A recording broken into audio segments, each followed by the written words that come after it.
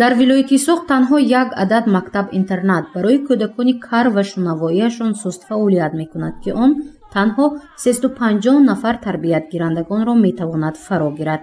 бинобар набудани имконият қисме аз шахсони имконияташон маҳдуд ба таълим фаро гирифта намешаванд. масалан дар соли хониши таҳсили 2020-2021 8 нафар кӯдакони кару гунг натавонистанд ба ин мактаб ворид шаванд, чунки барои қабул шароит ва хобгоҳ мавҷуд набуд. директори ин мактаби махсус Нигина Огунова мегӯяд ки новобаста ба ин имрӯз вазъи таҳсилу омӯхтани касб бо ин гуна хонандагон бо маром ҷараён дорад. ҳамаи шароитҳо фароҳам оварда шудааст ки барои азхуд кардани барномаи таълимӣ таҳсилоти томактабӣ, ибтидоӣ ва умумии асосӣ синфи 10-ро мактаб интернат хонда таълимгирандагони мо аттестати синфи 9-ро гирифта хатм мекунанд. дар мактаби интернати мо аз 17 шаҳру ноҳияҳои вилояти Суғд таълим мегиранд, зиндагонӣ мекунанд ва дар мактаби интернати мо ҳамаи шароит барои аз худ кардани барномаҳои таълимӣ, барои аз худ кардани касб ҳамаи шароитҳо фароҳам оварда шудааст. маҳфилҳо дар мактаби интернат маҳфилҳои бисёр корбарӣ мекунанд мураббиён ки дар онҷо онҳо касбҳои дӯзандагӣ, касбҳои дурезгарӣ, касб бофандагӣ, бисер дӯзӣ барои ороиши либосҳои миллӣ ки мо истифода мебаранд занҳои мо бисёр дар маҳфилҳо духтарон ба ҳамин корҳо машғул мешаванд. Қулончбек Эшонқулов 16 сола аст. узви шунавоии вай чандон хуб нест. аз ин рӯ тариқи имову ишора ва ё худ жест сухан мекунад. 5 сол инҷониб дар мактаби махсус барои кӯдакони кар ва шунавоияшон суст таълим ва тарбия мегирад. худи вай аз ноҳияи Ҷаббор Расулов мебошад. ҳамроҳи хоҳараш ки ӯ низ иллати сухан гуфтанро надораду узви шунавоияш суст аст, барои андӯхтани дониш ва омӯхтани касб ба ин мактаби махсус ҷалб гардиданд. 16 сола ҳаст. кадом синф мехонед? дар синфи 9-уми В таҳсил карда истодааст. оянда кадом корро кардан мехоҳед? сохтмончӣ шудан. оянда сохтмончӣ шудан мехоҳад, хонасозиро дӯст медорад. куҷо кор кардан мехоҳед? дар куҷо кор кардан мехоҳед?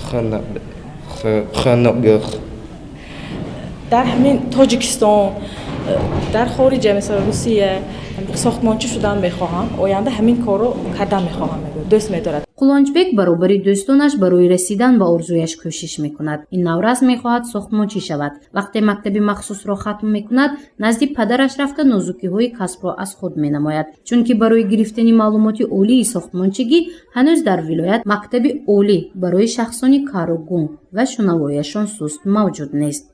дар ин чиҳо тасвир шудааст? барчам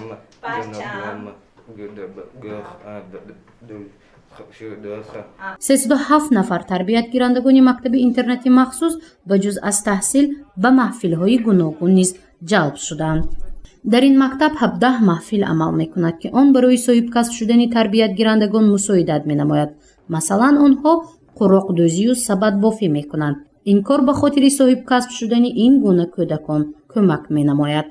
дар он духтарону писарон рӯзғордорӣ, бофандагӣ, дӯзандагӣ, дастони моҳир, гулдаст, қуроқдӯзӣ, адрасбофӣ амал мекунад. ҳамаи таълимгирандагон баъд аз тамомшавии дарс ба маҳфил ҷалб карда мешавад. таълимгирандагони синфҳои 9-ю 10 бо ёрии омӯзгори фанни технологияи меҳнат хононда ба онҳо сертификати дӯзандагӣ дар охири соли таҳсил баробари аттестат дода мешавад. ба писарбачаҳое ки синфи 10-ро тамом мекунанд барои хондани шафёрӣ ва мехонанд, ронандагӣ ва право мегиранд баробари аттестатшон. ҳамаи хонандагон баъд аз хатм намудани мактаб интернат маними корҳои мекардагишонро давом дода оянда зиндагиҳонашонро раҳ мераванд. яъне соҳибкасб мешаванд. ин духтарак бошад Шаҳзода Мустафоқулова мебошад. вай аз ноҳияи Деваштич барои инкишофи нутқ ва аз худ кардани касб ба мактаби махсус омад. ҳоло дар синфи 8 таҳсил менамояд. ба ҷуз он ки нутқи худро нисбатан бурро намояд, ӯ касби адрасбофиву сӯзани дӯзиро низ аз худ кардааст. аз ин рӯ бо боварӣ мегӯяд ки либосҳои зебои миллии тоҷикиро омода ва нақшу нигори онро кашида метавонад. модар ба куртоҳои идома дӯхта метавонад, касе ин ка дӯхта метавонад дар маҳфили мӯҳрадӯзӣ ҳам иштирок мекунад. Аз мӯҳра ҳам он чизое ки барои духтарҳо зебанда аст тайёр карда метавонад. оянда вақте ки мактабро тамом мекунӣ чӣ шудан мехоҳӣ? оянда дар хонаи худаш мана дӯкони адрас гирифта ҳамчун адрасбоф шуда кор карда бо дастпарварона мана тарбия мекунад. дар ҳамин ҳол аз раёсати маорифи вилояти Суғ иттилоъ медиҳанд ки ҳар хонандаи мактаби махсус баъди хатми он ки дар синфи да ба итмом мерасад соҳиби шаҳодатномаи асосӣ хатм мешавад. онҳо дар ҳамкорӣ бо шуғли аҳолии вилоят ба коргоҳ ё сехҳои дӯзандагӣ ҷалб мешаванд. аммо имрӯз барои пурра намудани маълумоти хонандагони кар ва узви шунавояшон суст мактаби олӣ мавҷуд нест. хонандагоне ки баъди хатми мактаб интернети махсус метавонанд ки дар он ҷо маҳфилҳо фаннӣ дар он ҷо гузаронида мешавад, баъди хатм метавонанд онҳо ба маҳфилҳои дӯстдоштаи худ раванд ки ин ҳам бо шуғли аҳолӣ шаҳру ноҳияҳо ё ин ки вилоят корбарӣ намуда онҳо ба кору фаъолият оғоз намуда метавонанд. албатта ин масъала ҳамеша зери таваҷҷӯҳ қарор дорад ва ҳоло мана ҳукумати ҷумҳурии Тоҷикистон бо вазорати маориф ва илми ҷумҳурии Тоҷикистон дар он ҷо дар ин масъалаҳо таҳризӣ шуда истодааст.